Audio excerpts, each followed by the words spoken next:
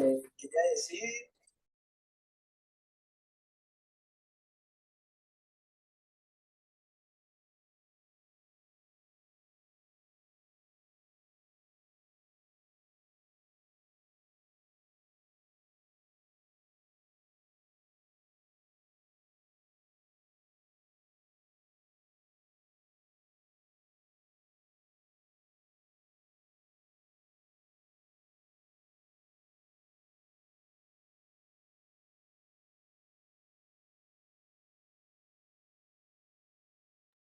Buenas tardes, jóvenes. Les habla la doctora Bassam, médico pediatra del Hospital de Policía. Quería preguntarles primero, ¿pueden ver las diapositivas que están colgadas?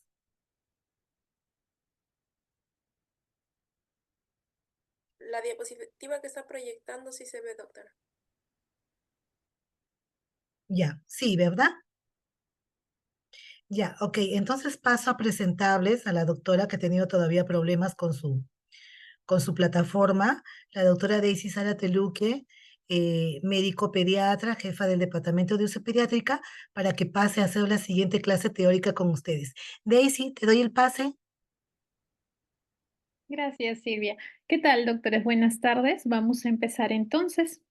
El día de hoy nos toca hablar acerca del manejo del paciente politraumatizado. Si bien es cierto, esta es una de las patologías más complejas que nos puede tocar como médicos pediatras, ¿no? Tenemos que estar en la capacidad también de poder enfrentar justamente una situación como esta y atender al paciente, lógicamente, en las mejores condiciones, ¿no? Muy bien, vamos a empezar entonces. Siguiente, gracias. Muy bien. Cuando hablamos de paciente politraumatizado, ¿cómo definimos a este paciente? ¿No? Entonces, hay que tener en cuenta la definición. Esto es bien importante que lo tengan siempre presente. El paciente politraumatizado pediátrico es aquel paciente que va a presentar por lo general un traumatismo que va a afectar dos o más órganos. O, caso contrario, que presenta al menos una lesión que va a poner en riesgo y en peligro su vida. El politraumatismo en realidad es una de las causas más importantes también, ¿no? De muerte e incapacidad en pacientes pediátricos.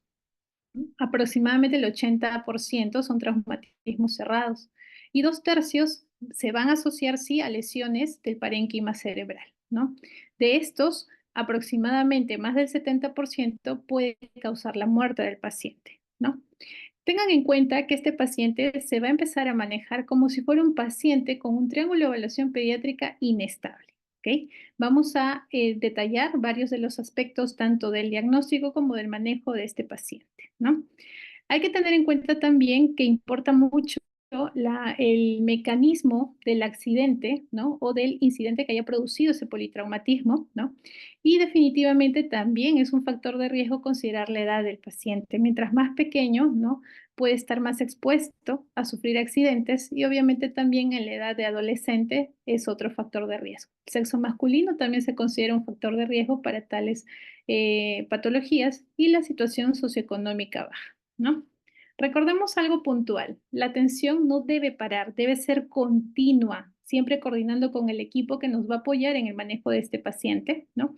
Y debemos reevaluar constantemente al paciente también que está a nuestro cargo. Siguiente, por favor.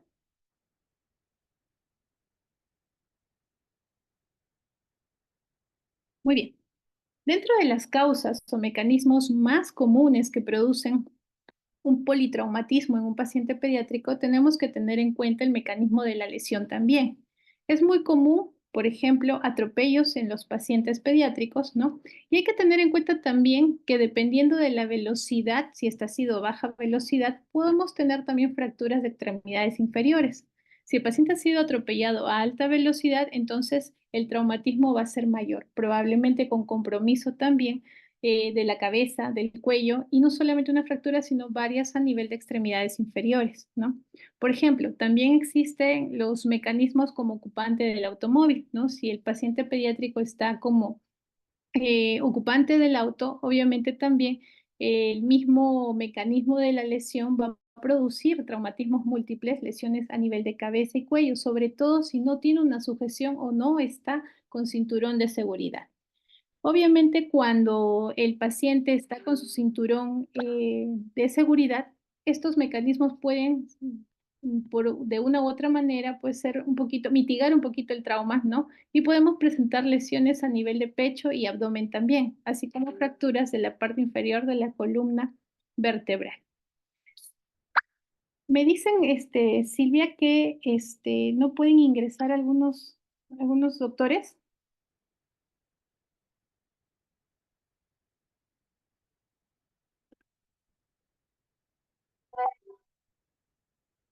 Yo puse para que ingresen todos, pero acá tengo que admitirlos. Los iré admitiendo. Ya, A ver, los iré admitiendo. ok. Ya. Pero tienen que ingresar puntuales. Ya, pero voy a irnos admitiendo. Van Ya. 70. ¿Cuántos tienen que ser?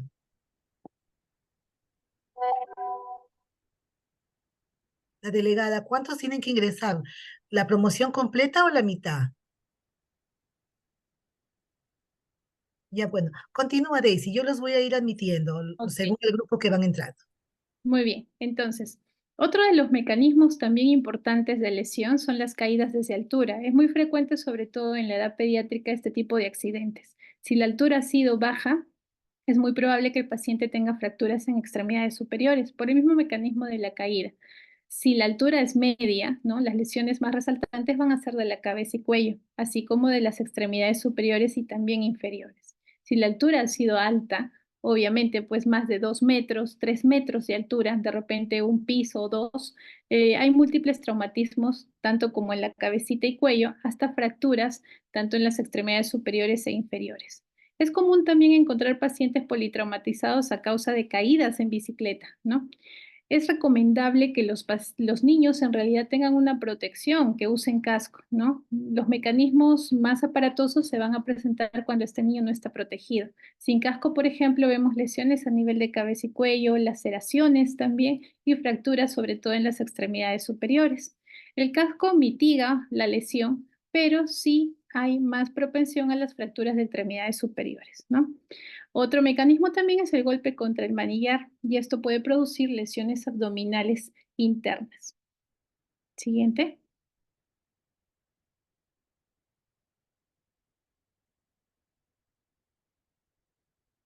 Muy bien. Dentro de lo que es el cuadro clínico de este tipo de patología bastante compleja, hay que tener en cuenta una cosa. La mayoría de las lesiones que se van a producir por un politraumatismo son diversas y aquí el tema importante es poder reconocer lesiones que son de riesgo inminente de muerte. ¿Qué quiere decir? Que si no las tratamos a tiempo van a producir la muerte del paciente. Como por ejemplo, un neumotórax a tensión, ¿no? Aquí el diagnóstico prácticamente es clínico. Vamos a sospechar de un neumotórax a tensión en aquel paciente que luego del traumatismo, del accidente, ¿no? Está cursando con un distrés marcado, ¿no? Que en una placa presenta desviación de la tráquea, ¿no? Que el examen clínico puede tener también ingurgitación yugular, puede haber también hiperdistensión, ¿no? Ausencia de ruidos respiratorios cuando hacemos la ocultación, sobre todo del emitórax afectado, ¿no? Y los tonos cardíacos van a verse desplazados. Es importante la sospecha clínica cuando tenemos un paciente con estas características. También tenemos el neumotórax abierto o aspirativo, cuyo mecanismo es por una herida penetrante a nivel del tórax, ¿no? Y esta herida va a llegar incluso a la cavidad pleural. El diagnóstico también es clínico y lo vamos a ver, obviamente, con una herida penetrante que va a producir también lo que es el trauma, traumatopnea, ¿no? ¿Qué significa esto? Que vamos a percibir un ruido soplante por el paso del aire a través de esa herida en cada respiración que presenta el paciente, ¿no? Y también tenemos el hemotórax masivo. Por lo general, más del 25% de la volemia va a ocupar este espacio y esto se va a dar en la cavidad pleural. Usualmente el mecanismo son lesiones de grandes vasos, rotura cardíaca o estallido pulmonar, ¿no? Entonces tengan en cuenta que estos pacientes van a llegar muy inestables y esto hay que tenerlo en cuenta porque si no lo manejamos a tiempo, el paciente se puede morir. Siguiente.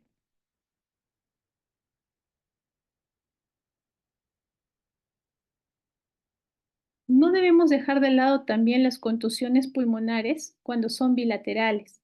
Aquí, por ejemplo, el paciente predominantemente cursa con dificultad respiratoria que va de menos a más. Puede presentar también hemoptisis, se va a quejar de un dolor pleurítico, ¿no? Vamos a encontrar también hipofonesis con crépitos y también a la hora de percutir vamos a encontrar también áreas con matidez. Vamos a encontrar además también como otra causa, ¿no? El tórax inestable. Y esto usualmente hay que sospecharlo cuando el paciente está cursando con fracturas costales múltiples, ¿no? Es importante tener en cuenta que una desinserción costocondral o fractura esternal pueden ser la causa de este tórax inestable también. Y hay que mencionar también el taponamiento cardíaco, ¿no? Sobre todo si el paciente está cursando con una herida penetrante, ¿no? Tanto a nivel anterior del tórax o en la región lateral, sobre todo a nivel izquierdo, es importante tenerlo en cuenta y sospechar que hay un taponamiento cardíaco. Aquí la clínica nos va a ayudar demasiado. Y aquí tenemos que tener en cuenta también la tríada de Beck. Estos tres signos son los que me van a indicar justamente la sospecha, ¿no? De un taponamiento cardíaco. Verán que hay ingurgitación yugular, que los ruidos cardíacos por lo general están amortiguados y que el paciente cursa con hipotensión, ¿no?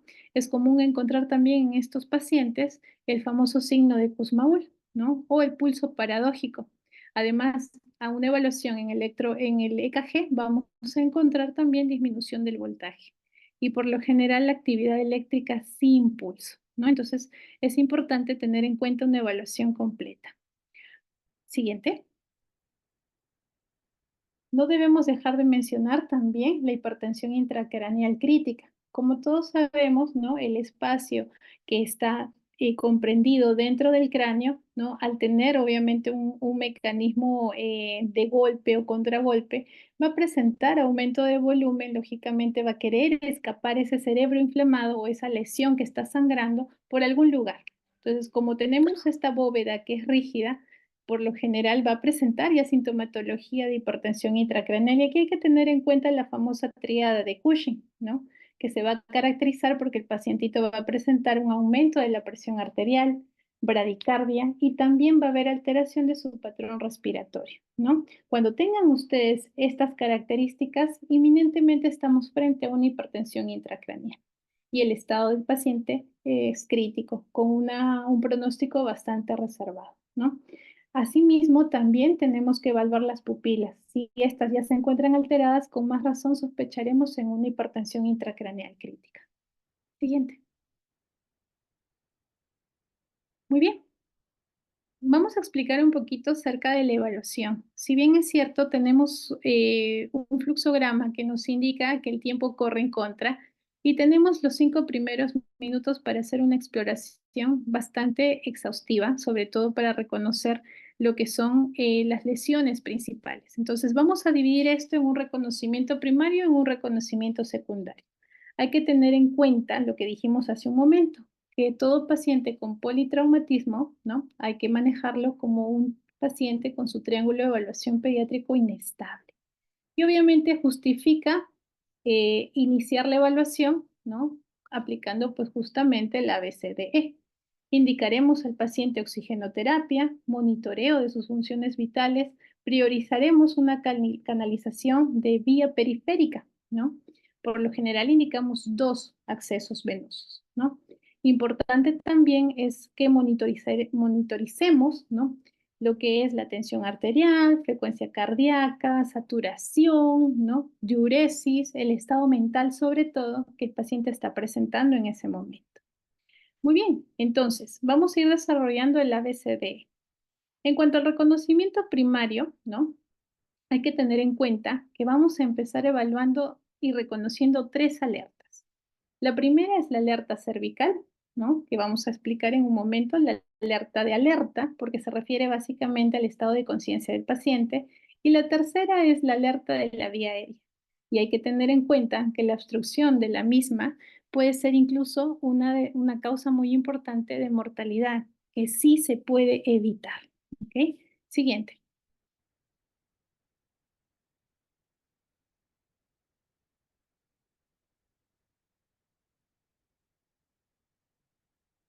Muy bien.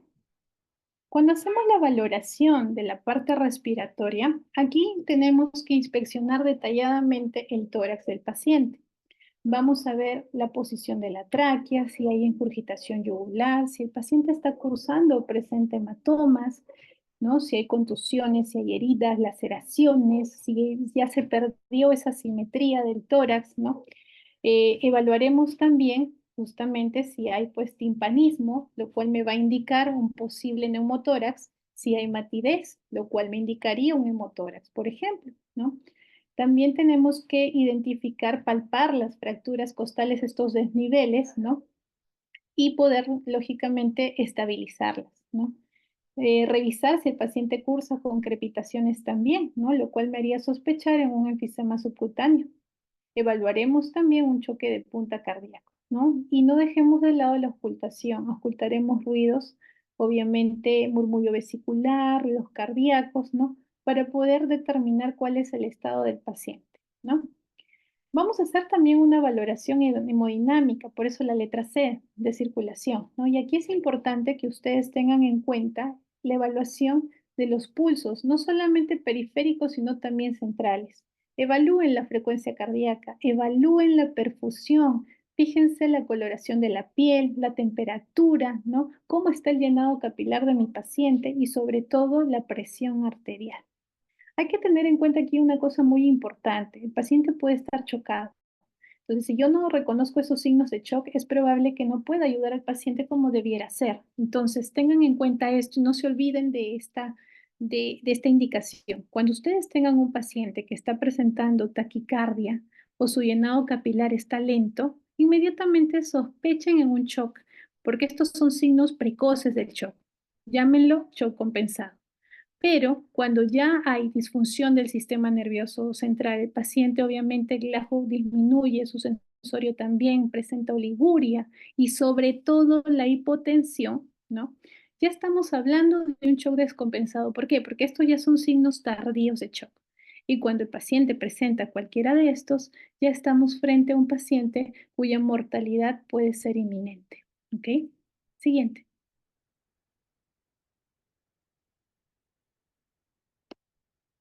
Es importante tener en cuenta también este cuadrito, ¿no? Nos ayuda mucho para poder clasificar el shock, sobre todo el shock pediátrico. Aquí tengan en cuenta que la principal causa por politraumatismo puede ser el shock hemorrágico. Entonces, aquí, por ejemplo, vamos a clasificarlo, ¿no? En grado 1 y 2, el grado 3 y el grado 4, ¿no? Vamos a evaluar, ¿no? Aproximadamente cuánto de volemia ha perdido ese paciente, ¿no? Si sobrepasa los 40%, entonces obviamente estamos hablando del grado más severo, que es el grado 4. Grado 1, grado 2 es como decir algo más leve. Obviamente también evaluaremos presión arterial, frecuencia cardíaca, cómo están los pulsos en cuanto a intensidad, cómo está el llenado capilar, cómo está la temperatura, ¿no? Cómo está también la frecuencia respiratoria, cómo está el sensorio, el estado mental del paciente.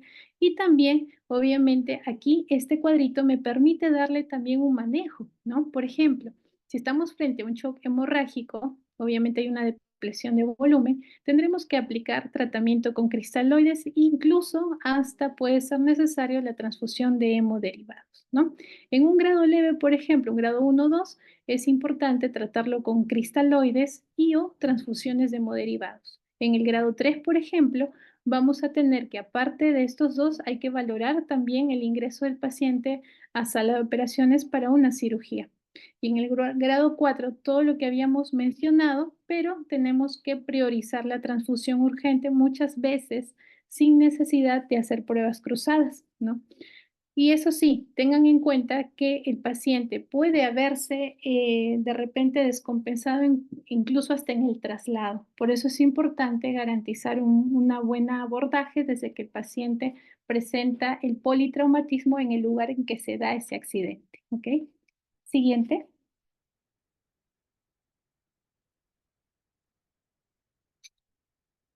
Muy bien. Tenemos también lo que es la valoración neurológica. Aquí es importante que ustedes evalúen el nivel de conciencia y acuérdense de esta mnemotecnia. Vigilen o vean, evalúen el estado de alerta que tiene el paciente, si responde órdenes verbales, si hay respuesta incluso al dolor, ¿no? Y además, también el hecho de que no encuentran respuesta alguna también es de mal pronóstico. Entonces, tengan en cuenta esta mnemotecnia, el ABDN, ¿ok? Me servirá mucho también mi escala de Glasgow, porque con ella voy a poder evaluar el estado neurológico, obviamente. Tendré que también hacer una evaluación de las pupilas, ¿no? Veré su tamaño, si están isocóricas, si están reactivas, ¿no? Si son simétricas, ¿no? Si hay una respuesta adecuada al estímulo luminoso o no, ¿no? Es importante también descartar que el estado de sensorio esté venido menos por un problema de hipoglicemia. Acuérdense que el paciente pediátrico es bastante lábil a la caída de la glucosa, ¿no? Entonces, bastará con tomar una glucosa capilar, ¿no? Mediante hemoglucotés, ¿no? Tenemos que evaluar también, en este caso, la exposición del paciente. Rápidamente haremos una visualización buscando grandes lesiones y que sean evidentes, ¿no? Habrá quizá la necesidad de retirar parte de las prendas que tiene el paciente para poder hacer una mejor exploración y sobre todo prevenir la hipotermia, ¿no? Siguiente.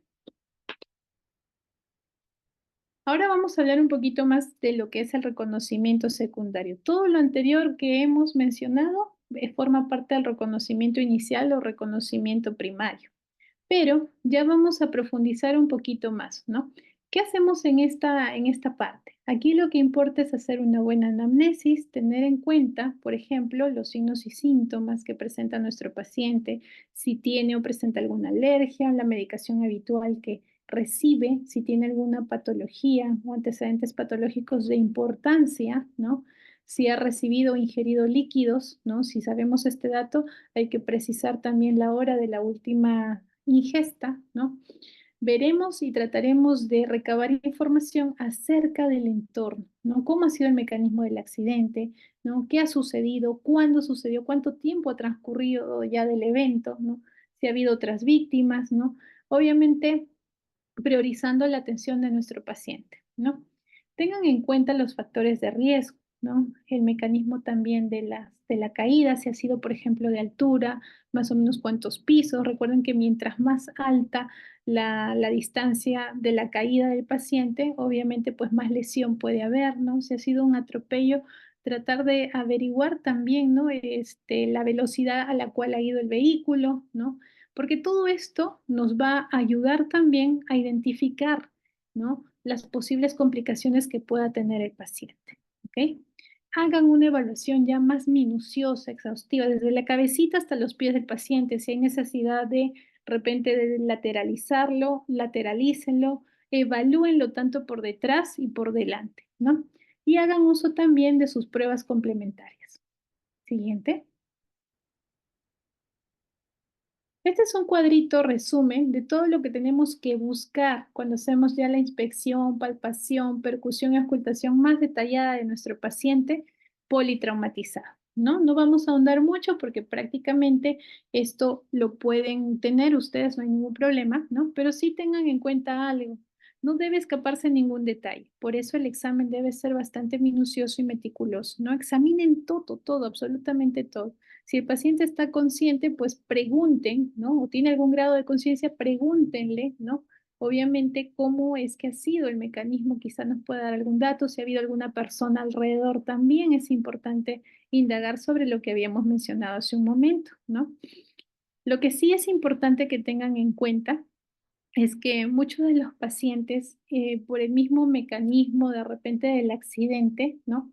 Necesitan de repente cierta ayuda en el momento, ¿no? Para poder trasladar al paciente. Entonces, es importante también que las personas que estén alrededor no lo muevan, ¿no?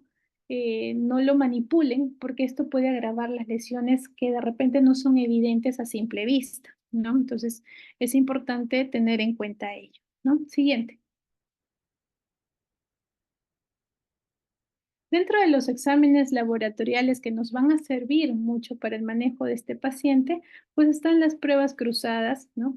Y obviamente, pues la reserva de sangre, porque es un paciente potencial a ser transfundido, ¿no? Solicitaremos hemograma, perfil de coagulación, ¿no? Aquí el hematocrito juega un papel muy importante, ¿no? Porque un hematocrito por debajo de 30% me puede sugerir una lesión de importancia, ¿no? Vigilen también la glicemia, soliciten una gasometría venosa, pidan ácido láctico, electrolitos, vean también cómo están funcionando los otros órganos que probablemente hayan sido afectados, soliciten su urea, creatinina, ¿no? Amilasa, lipasa, albúmina, vean cómo está funcionando el hígado, capaz ha sido un accidente bastante traumático y el paciente tiene lesión de estos órganos, ¿no? Soliciten sus pruebas de enzimas musculares, enzimas cardíacas, ¿no? Sobre todo si ha sido pues una lesión que afecta directamente el tórax, ¿no? Importante también es tener en cuenta que los valores de transaminasas, mientras más altos, obviamente me van a sugerir una lesión intraabdominal, ¿no? Ahora, por lo general es importante complementar estas pruebas también con otras pruebas de imagen, ¿no? No olviden solicitar también análisis de orina, sobre todo para ver si hay hematuria, ¿no? Lo cual me sugeriría una lesión, ¿no? A nivel de riñones o del mismo tracto urinario, ¿no? Siguiente. Hagamos uso también de la radiografía, ¿no? En este caso, pueden pedir o solicitar radiografías cervicales, ¿no?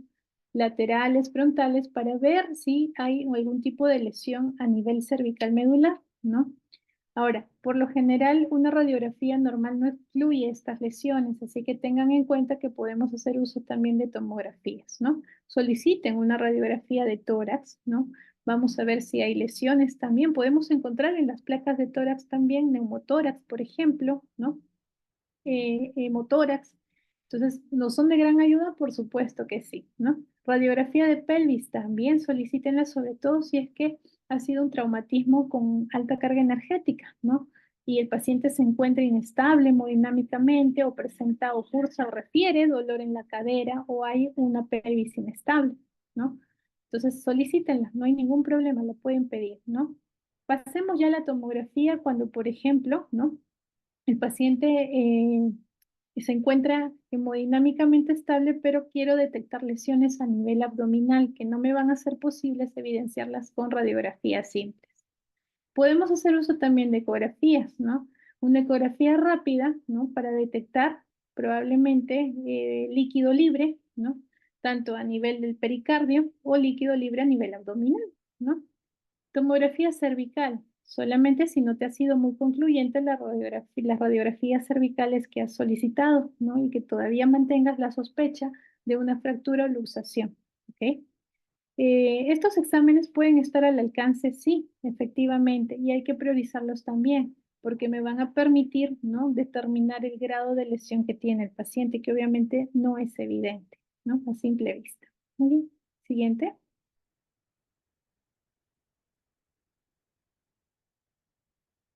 Llegamos a un punto muy importante y acá por favor presten mucha atención. Si bien es cierto la categorización y triaje del politraumatizado es elemental y nosotros aquí utilizamos, ¿no? Lo que es el índice de trauma pediátrico, ¿no? ¿De qué se trata? Básicamente esto es un score que me va a permitir evaluar, ¿no? Tanto funcional y anatómicamente, ¿no? Cómo se encuentra el paciente, ¿no? Acá, por ejemplo, es importante que ustedes hagan el cálculo de este score teniendo en cuenta, ¿no? Los hallazgos del primer momento en el que se atiende al paciente. Si es posible, incluso antes de llegar al hospital, ¿no? Tiene un rango más o menos de puntuación que va desde 12 puntos a -6, ¿no? Y me va a dar, sí, una idea de la gravedad que tiene este paciente, ¿no? Incluso hasta la necesidad de ser trasladado a un centro más complejo para el manejo de su trauma, ¿no? Tengan en cuenta que mientras menos, o sea, a menor puntuación, ¿no? Mientras menos puntitos tenga, ¿no? Este paciente será de mayor gravedad, ¿no? Ya desde que obtienen ustedes 8 o -8, ya considérenlo como un trauma grave, ¿ok? Y miren, por ejemplo, ¿qué evaluamos aquí? El peso del paciente, sí, también es meritorio de puntaje, ¿no?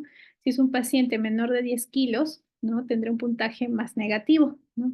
Si es mayor de 20, tendrá un puntaje de +2. La vía aérea también hay que evaluarla, ¿no? Si es una vía aérea normal, de repente hay una intervención ahí que hay que hacer, de repente hay necesidad de hacer, de repente, o colocar un tubo de mayo, etcétera, ¿no? o una intervención más avanzada, por ejemplo, colocación de repente o hacer una traqueostomía de emergencia, ¿no?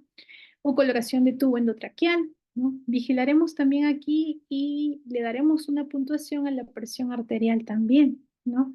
Recuerden que los valores de presión arterial en los niños va a estar supeditado muchas veces a lo que es el percentil según su edad, grupo etario y sexo, ¿no? Entonces, por lo general, si vemos un paciente con una presión arterial sistólica más de 90, ¿no?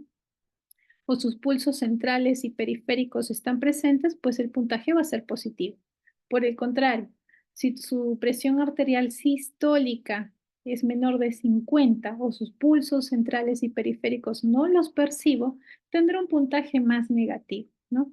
Evalúen también el sensorio, ¿no? Cómo se encuentra el paciente.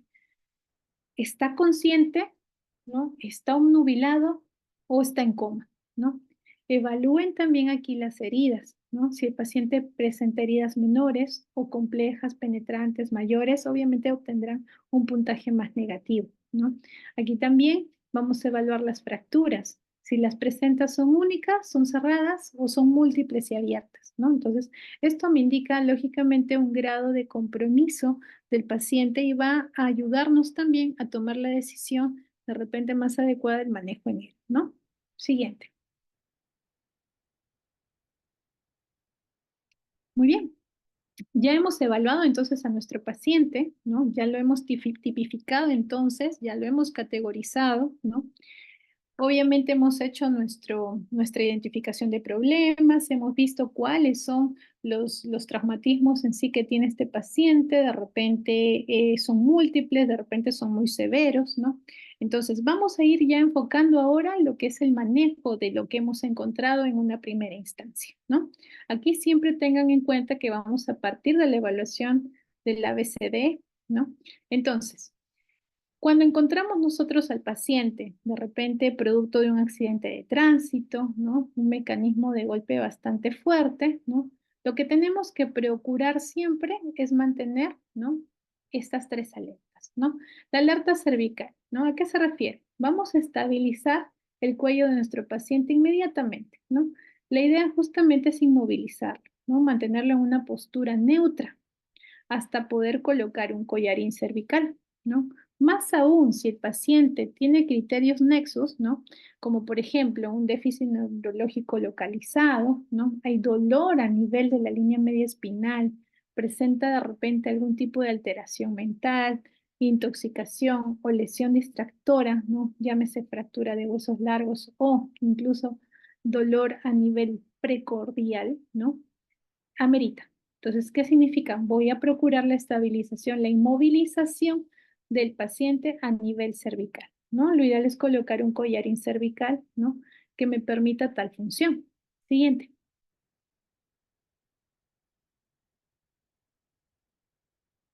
También tendré en cuenta la alerta de la vía aérea. ¿Qué significa? Aquí, por ejemplo, puede que el paciente amerite o necesite una intubación. Aquí vamos a tratar de mantener la cabecita, ¿no? Bien alineada en la famosa posición del fateo para poder permitir una apertura adecuada de la vía aérea, ¿no? Esto no significa que tenga que movilizar la columna cervical, al contrario, tengo que evitar moverla o desestabilizarla, porque acuérdense que en unos segundos previos ya estabilicé la parte cervical, ¿no? Entonces, obviamente, con una tracción mandibular, ¿no? Debo permitirme, ¿no? Asegurar que la vía aérea siga permeable, ¿no? Y puedo usar instrumental también para ello. De repente colocaré una cánula orofaringia, procederé a intubar a mi paciente, ¿no? Y acá tengan en cuenta que la intubación tiene sus indicaciones también. Por ejemplo, si mi paciente está en paro cardiorrespiratorio, si la vía aérea, por ejemplo, no se sostiene sola, es decir, yo dejo de hacer de repente alguna maniobra y el paciente no tiene esfuerzo respiratorio, si la vía aérea está obstruida, ¿no? Si, por ejemplo, estamos frente a una insuficiencia respiratoria grave, el paciente está disneico, el paciente de repente no le puedo yo auscultar ruidos o murmullo vesicular con un pasaje normal, ¿no?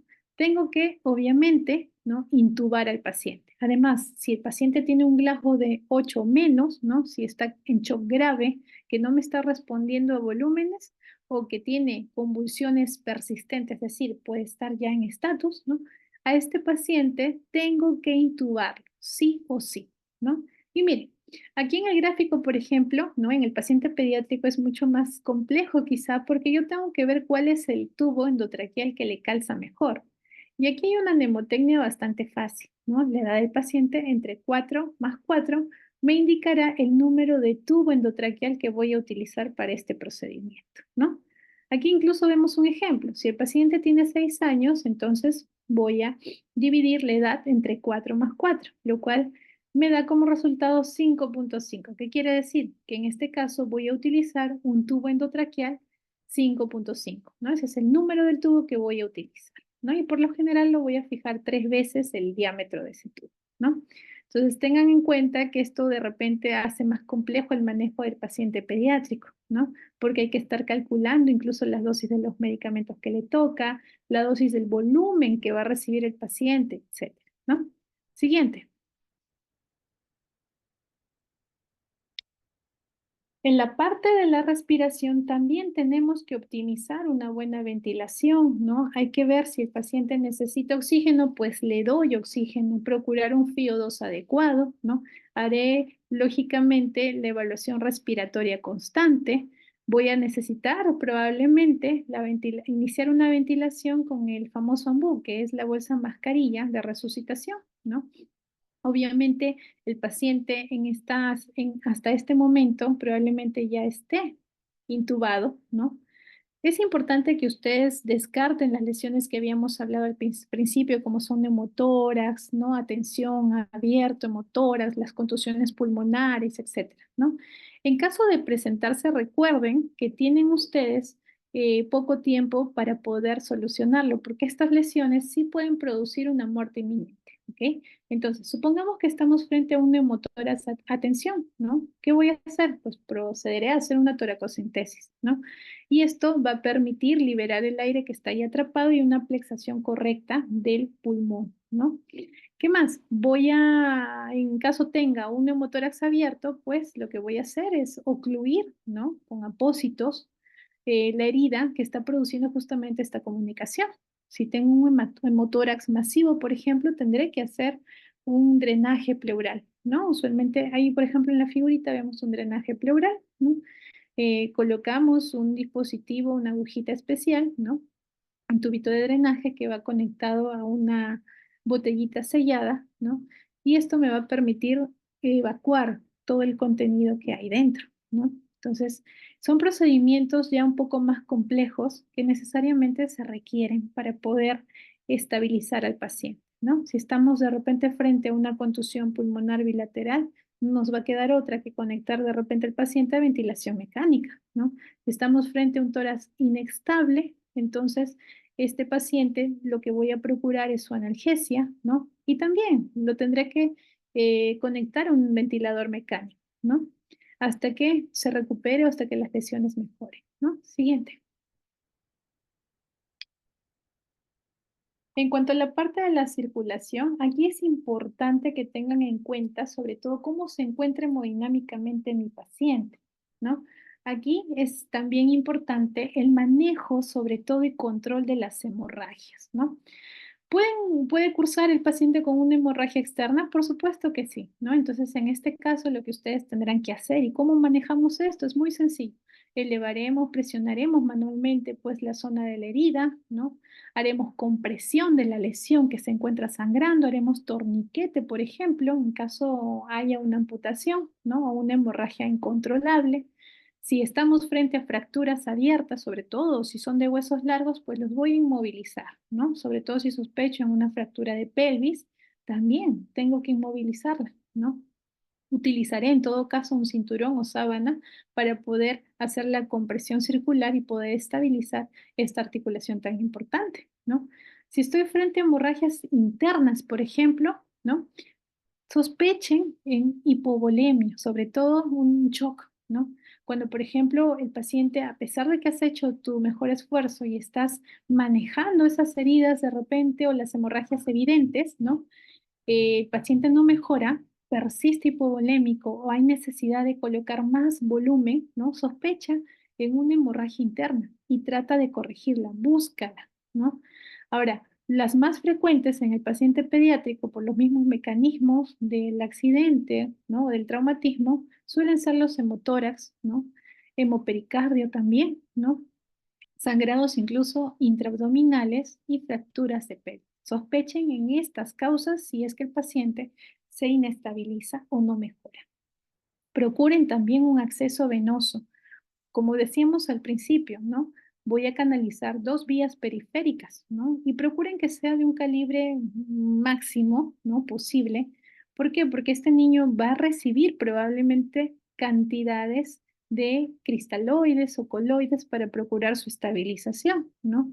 Es más, incluso se aconseja, si no tienes un buen acceso, colocar una vía también intraósea, ¿no? O plantearte la posibilidad de un acceso venoso central, ¿no? Lo cual me va a garantizar, lógicamente, no solamente el tratamiento que va a recibir el paciente, sino también el monitoreo que le puedo hacer, ¿ok?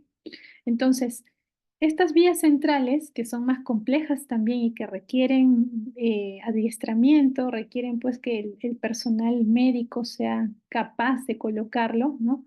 Me permitirá también, aparte de dar tratamiento, me permitirá también extraer contenido o obviamente pues muestras para poder hacer pues los estudios de laboratorio, ¿no? Siguiente.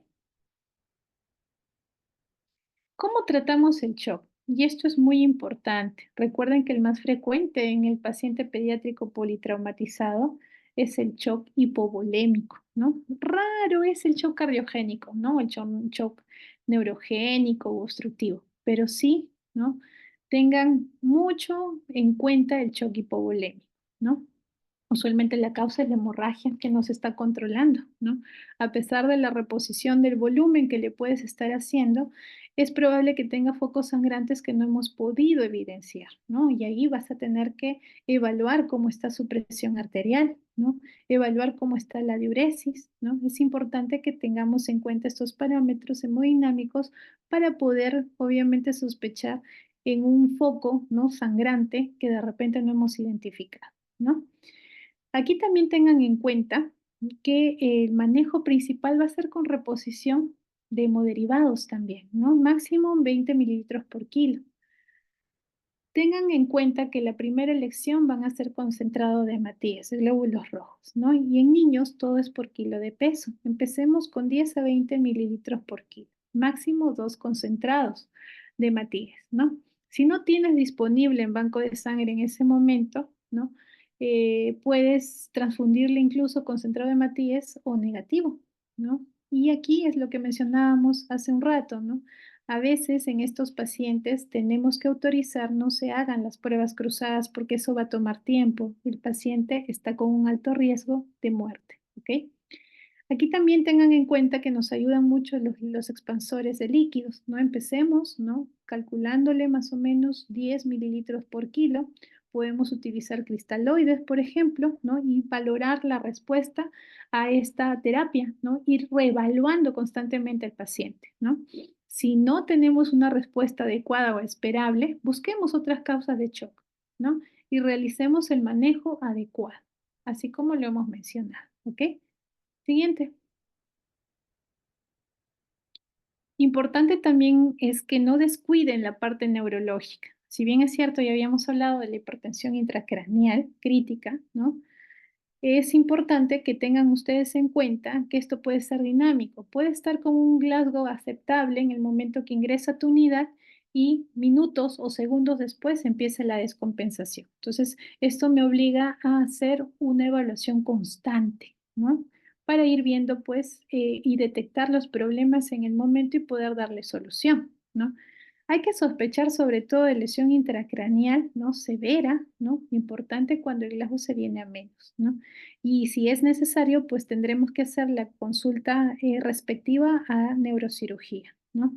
Tengan en cuenta que muchos de estos pacientes pueden presentar convulsiones, las mismas deben tratarse, ¿no? Ahora, cuando son convulsiones precoces, ¿no? Y el paciente pues está alerta, ¿no? Entonces, no se dice que no compromete o no van acompañadas por lo general de lesión cerebral, ¿no? Por el contrario, si tengo un paciente que presenta las convulsiones y estas no ceden con el manejo habitual, y hemos tenido justamente un seminario de convulsiones, entonces si el paciente no mejora o no responde al tratamiento convencional, llega a ser estatus, es muy probable que este paciente tenga una lesión cerebral producto de ese traumatismo o ese accidente. Siguiente. Muy bien. Entonces, cuando tenemos un paciente obviamente politraumatizado, más aún si es pediátrico, habíamos dicho que tienen que revisarlo por completo, desde la cabecita hasta los pies. No dejen ningún área sin evaluar. Si hay necesidad de desvestirlo, pues sí, vamos a tener que hacerlo, ¿no? Es importante también tener en cuenta que el retiro del casco, no salvo excepciones, tiene que darse para poder evaluar justamente el área más delicada, que es la cabecita, ¿no? Aquí, por ejemplo, el equipo que evalúa, ¿no? Tiene que estar capacitado, ¿no? Justamente saber lo que está haciendo, ¿no? Ideal es que mantenga justamente la inmovilización del cuellito, de la parte cervical, cuando hacen las maniobras de evaluación, ¿no? Busquen, hagan una visualización rápida de las lesiones, ¿no? Hay algunas que pueden ser muy fáciles de identificar, ¿no? Que son evidentes, ¿no? Heridas de repente grandes, ¿no? Fracturas que de repente están expuestas, ¿no? Pero siempre tengan en cuenta que el paciente, ¿no? El paciente pediátrico sobre todo, ¿no? No descarten con tanta ligereza un traumatismo cerrado, ¿no? En un paciente pediátrico. ¿Por qué? Porque sí, puede presentarlo y nosotros solamente estamos viendo la parte de fuera, ¿no? Evalúen si hay evisceración, evalúen si hay de repente pérdida de masa encefálica dependiendo del mecanismo del accidente, ¿no? Si hay deformidades, si hay fracturas, todo tienen ustedes que estar evaluando en el momento de la exposición, ¿no?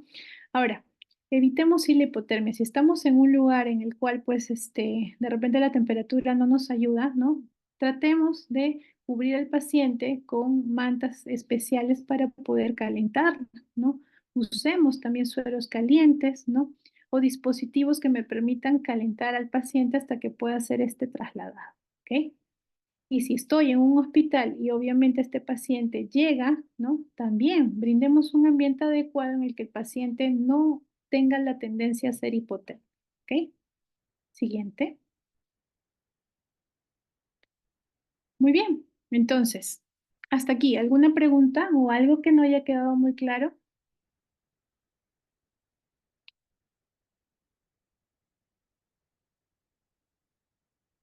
No, doctora.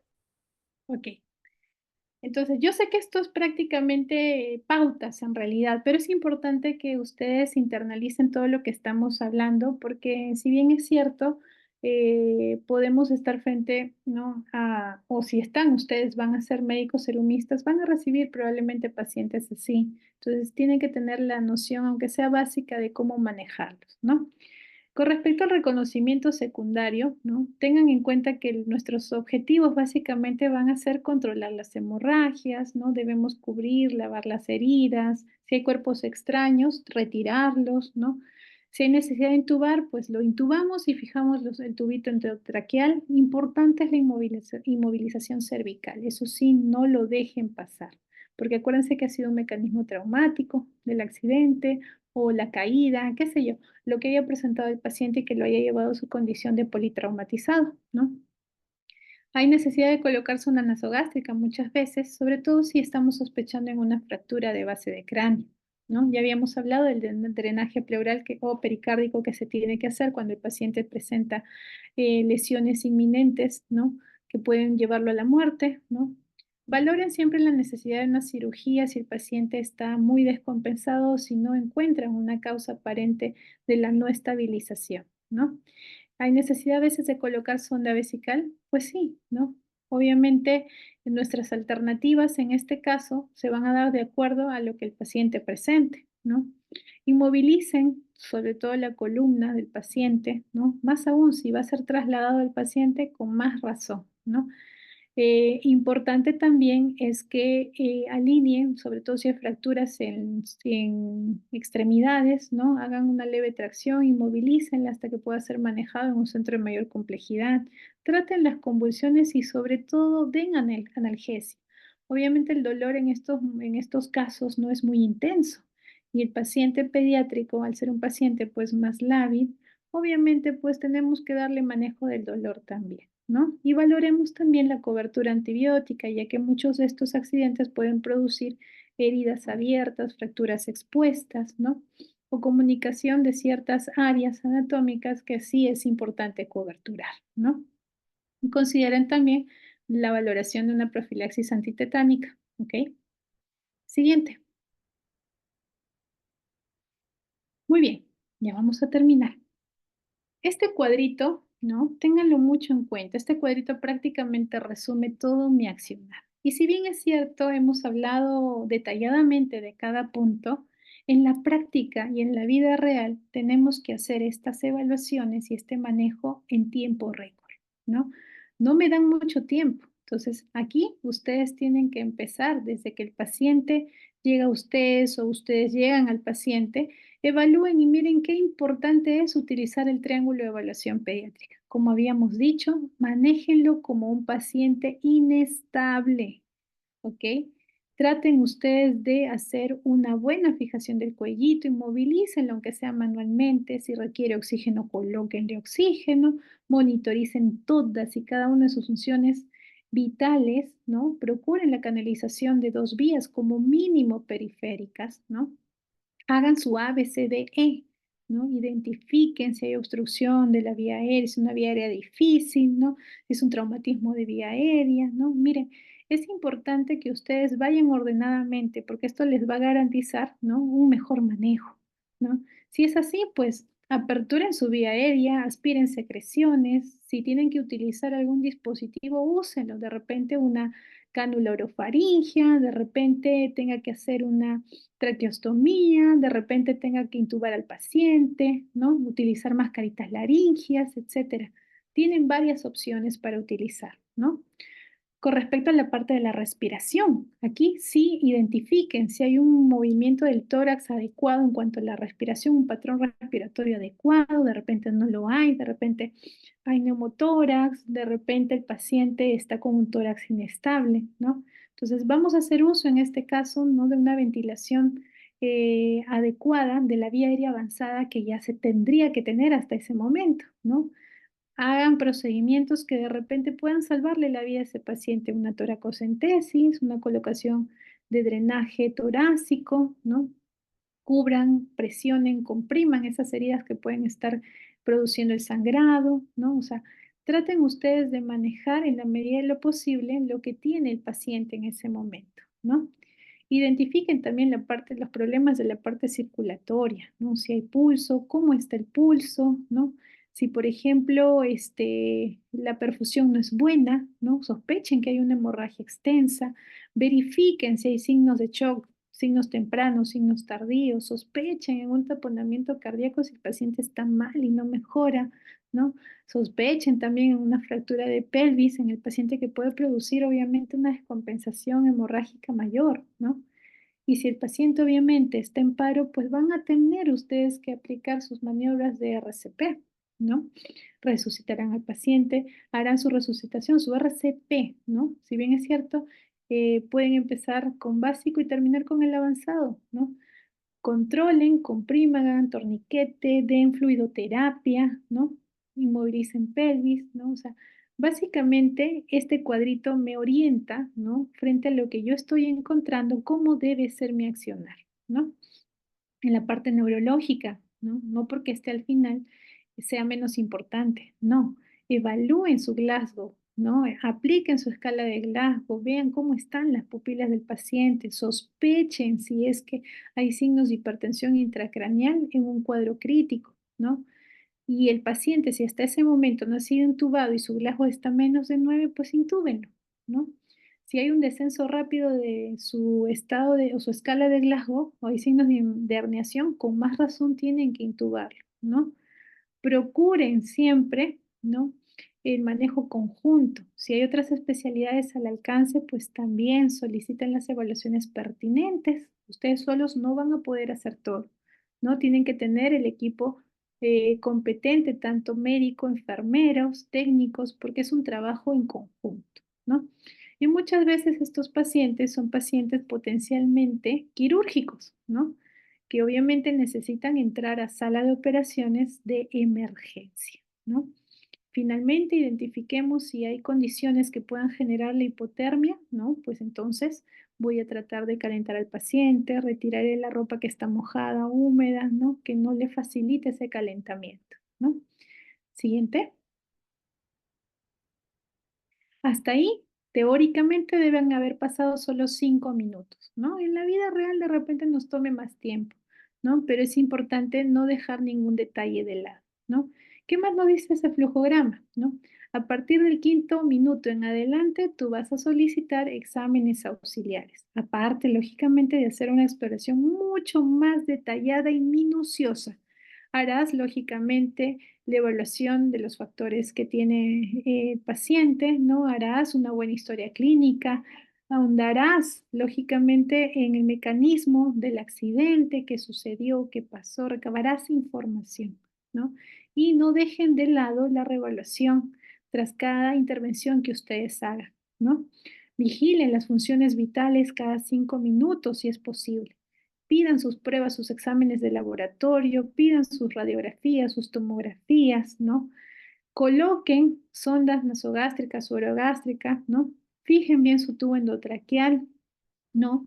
Monitoricen cómo está yendo el paciente, si ya tiene algún dispositivo colocado, ¿no? Si es que no lo tiene hasta ese momento y lo requiere, pues procedan a hacer su drenaje pleural, colocar su sondito uretral, ¿no?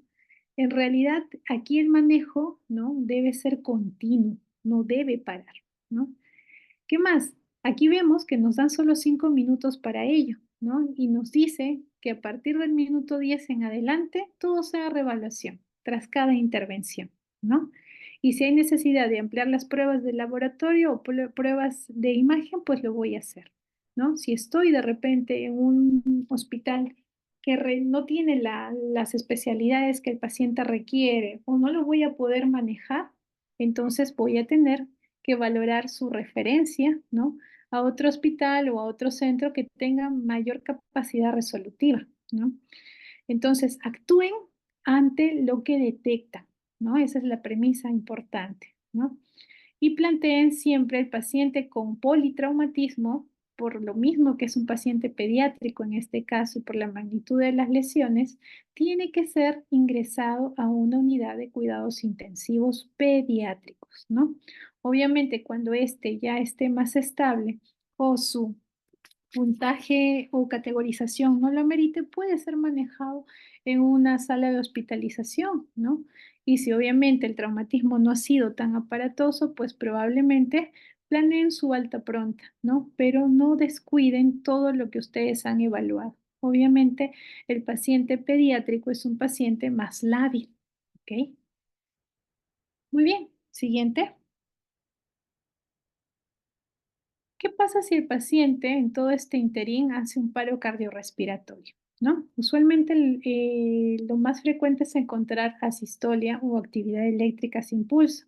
Y si esto se da, pues el paciente tiene muy mal pronóstico, ¿no? Ustedes deberán informar al familiar, ¿no? Lo que está sucediendo con el paciente, ¿no? E iniciar, obviamente, ante esto, ¿no? De inmediato el RCP. No dejen pasar ni un segundo, ¿no? Evalúen, replanteen cuál ha sido el desencadenante de este paro, ¿no? Cardiorrespiratorio, y si son causas que se pueden revertir, traten de hacerlo, ¿no?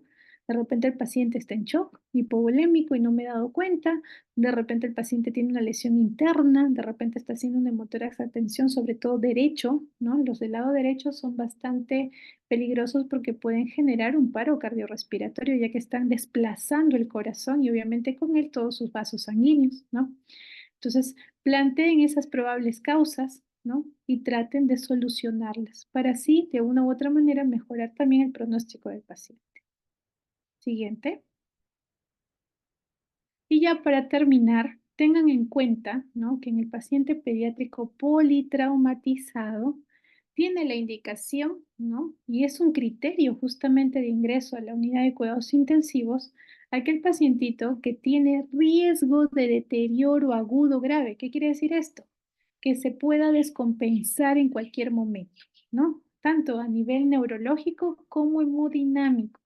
Si ustedes sospechan en algún fallo de repente de uno o más órganos, también es un criterio para que el paciente pueda ingresar, ¿no?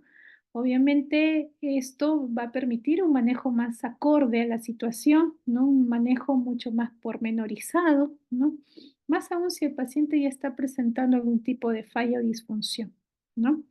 Obviamente la gravedad así lo amerita, ¿no? Y necesitará pues ingresar a una unidad especializada, ¿no? Es importante también que tengan en cuenta que la información que ustedes brinden al familiar debe ser lo más veraz posible, ¿no? Lamentablemente el pronóstico de estos pacientes politraumatizados con lesiones graves no es muy bueno, pero sí tenemos que ser claros ante eso, ¿no? Y procuren manejarlo en la unidad que le corresponde, ¿ok? No traten de manejarlo en un nivel 1, por ejemplo, donde no tienen nada a la mano, ¿no? Por más que seas muy conocedor del tema, por más que hayas de repente atendido a otros pacientes, probablemente no tengas todas las herramientas necesarias para el manejo de las complicaciones de este paciente, ¿no? Entonces prioricen justamente la decisión de trasladarlo a una unidad de mayor complejidad, ¿ok? Muy bien, chicos. Siguiente.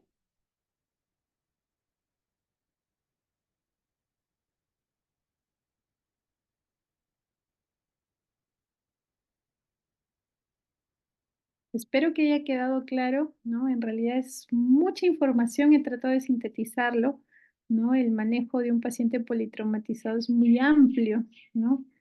Y hay que mencionar pues cada aparato, cada parte, ¿no?, que constituye pues la lesión en sí del paciente, ¿no? ¿Preguntas?